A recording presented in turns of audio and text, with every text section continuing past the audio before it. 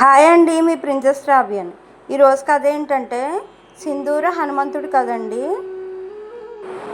ఒకరోజు సీతాదేవి సింధూరం బొట్టు పెట్టుకుంటూ ఉంటుంది. అది చూసిన హనుమంతుడు ఆశ్చర్యపోయి, అమ్మా, నుదుట ఆ ఎర్రటి సింధూరం ఎందుకు పెట్టుకుంటున్నావు అని అడిగాడు.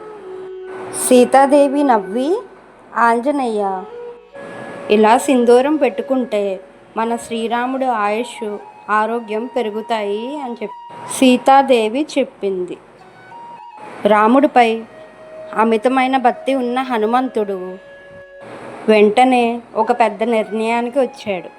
కొద్దిగా సింధూరం పెడితేనే రాముడు ఆయుష్ అంత పెరిగితే నా ఒళ్ళంతా సింధూరం రాసుకుంటే నా స్వామి ఎంతకాలం వర్ధిల్లుతాడో అని భావించాడు.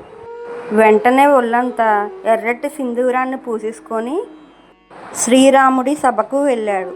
హనుమంతుడి అమాయకత్వాన్ని, ఆయన నిష్కల్మషమైన భక్తిని చూసి శ్రీరాముడు ఎంతో మురిసిపోయి అతన్ని గట్టిగా కౌగిలించుకున్నాడు. కథలో నీతి: దేవుడికి కావాల్సిందే ఆడంబరాలు కావు, హనుమంతుడి లాంటి పవిత్రమైన కపటం లేని భక్తి మాత్రమే. నా కథ కనుక నచ్చుంటే లైక్ చేసి మీ ఫ్రెండ్స్కి షేర్ చేయండి. నా ఛానల్ని ఇంకా సబ్స్క్రైబ్ చేయకపోతే సబ్స్క్రైబ్ చేయండి.